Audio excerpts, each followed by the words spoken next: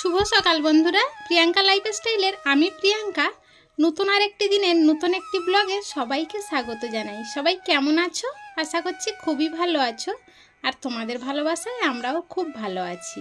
আজকের এখন বাজে সকাল 6টা, আর এখন থেকেই ব্লগটা শুরু করছি। তবে এই গরমের সময় সকাল 6টা মানে খাঁখা রোদ, অনেকটা বেলা। সকালে উঠেই দেখি এত পরিমাণে রোদ বের হয়েছে যে চারিদিক আলো আলো হয়ে গিয়েছে। আর আমার বারান্দাটা তো দেখেই তোমরা বুঝতে পারছো। তবে তোমরা পুরো ব্লগটা প্লিজ স্কিপ না করে দেখো, আশা করছি খুবই ভালো লাগবে। সকালে উঠে বাসি উঠান পরিষ্কার করে তারপরে ঘরে ঝাড়ু দিয়ে ঘরটা মুছে নিয়ে বাসি জামা কাপড় ছেড়ে গোপাল সেবা দেওয়া হয়ে গিয়েছে। এখন চলে এসেছি ফুল তুলতে। তবে ফুল তুলতে এসে আজকের একটা মজার ঘটনা ঘটেছে। এটা তোমরা সবাই জানো, আমার লাল পঞ্চজবা গাছ, এই গাছেই আজকের একটা জবা ফুল ফুটেছে।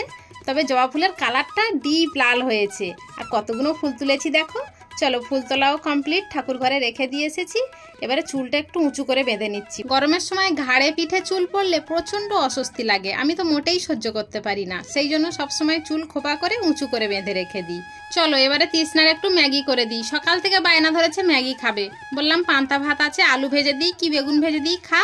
বললো না খাবো না, আমার ম্যাগি করে দাও। তাই এখন ম্যাগি করে ওকে দিয়েছি, ও খাচ্ছে। এইবারে তোমাদেরকে একটা জিনিস দেখাই চলো। ইঁদুরে আজকে কি কাণ্ড করেছে দেখো। আমার ঝুড়ির খোলে কলা আর আম রাখা ছিল, প্রত্যেকটা আম খেয়েছে। কোনোটা একটু বেশি খেয়েছে, কোনোটা একটু কম খেয়েছে, কিন্তু কলাগুলো মুখ দেয়নি। এবার এই ইঁদুরে খাওয়া আম আর খাওয়া যায় বলো? তৃষ্ণার বাবা তো বকাবকি করছে।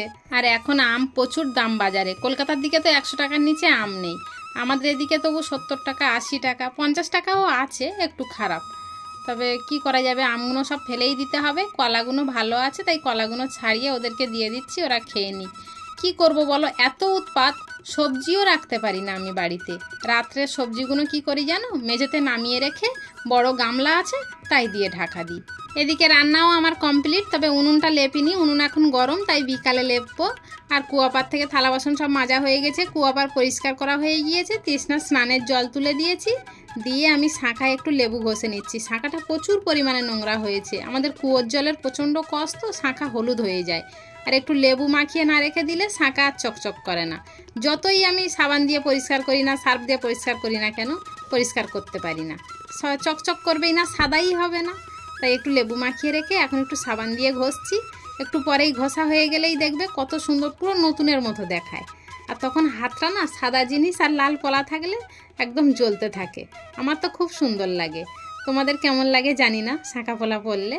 দেখো আমার হাত দুটো কত সুন্দর লাগছে, একদম সাদা ধপধপ করছে শাঁখাগুলো, দেখেছো? তোমরাও যখন শাঁখা পরিষ্কার করবে একটু লেবু ঘষে রেখে তারপরে পরিষ্কার করো, দেখবে সুন্দর পরিষ্কার হয়। আর এখন বিকালবেলা আমি পিতলের থালা বাসন সব বের করে মেজে ঘষে পরিষ্কার করে নিচ্ছি। পরের দিন বৃহস্পতিবার, সেই জন্য।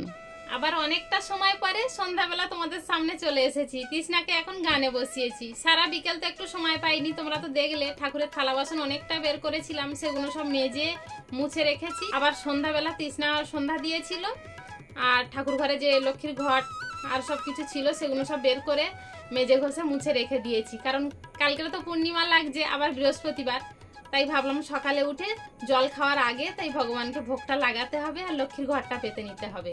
আর আমাদের নিয়মে প্রতি বৃহস্পতিবারে ঘর তুলতে হয়, আবার নতুন করে পাততে হয়। তাই ঠাকুর ঘরের সব পিতল কাঁসা মেজে আবার এই রাত্রেবেলা গুছিয়ে রেখে এখন চলে এসেছি তৃষ্ণাকে গানে বসাতে। তাই কিছুটা গান করা হয়ে গিয়েছে, হ্যাঁ এখন আর একটু বাকি রয়েছে। আমি অল্প একটু গান তোমাদেরকে শোনাচ্ছি, কেমন হয়েছে বলবে কমেন্টে।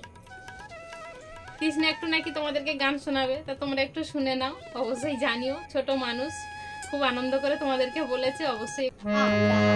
সবাই রাজা আমাদের এই রাজার রাজত্বে, নইলে মোদের রাজার সনে ভক্তি সত্যে।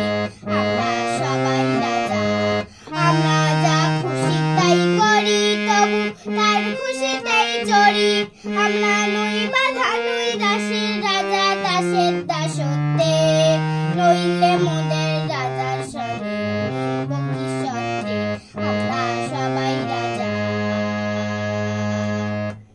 তৃষ্ণাকে গান করিয়ে উঠে এখন চলে এসেছি রান্নাঘরে। সকালে কি রান্না করেছি সেটা তো তোমাদেরকে দেখাতেই ভুলে গিয়েছি। এত কাজের চাপ ছিল যে ভুলেই গিয়েছিলাম। তো যাই হোক, সকালের কিছুটা ভাত রয়েছে, আর ডাল করে, এই যে টক ডাল করেছিলাম আছে, কুমড়োর তরকারি করেছিলাম, সেটা খাওয়া হয়ে গিয়েছে।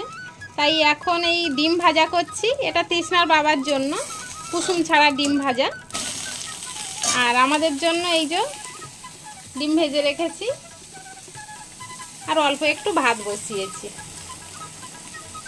তাহলে চলো আজকের ব্লগটা এখানেই শেষ করছি, দেখা হচ্ছে আবার কাল।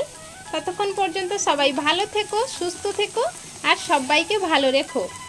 আর হ্যাঁ, ব্লগটা যদি কোথাও একটু ভালো লেগে থাকে অবশ্যই লাইক কমেন্ট শেয়ার করে পাশে থেকো, আর পেজটাকে ফলো করতে ভুলো না, আমার কথা মনে রেখো। টাটা।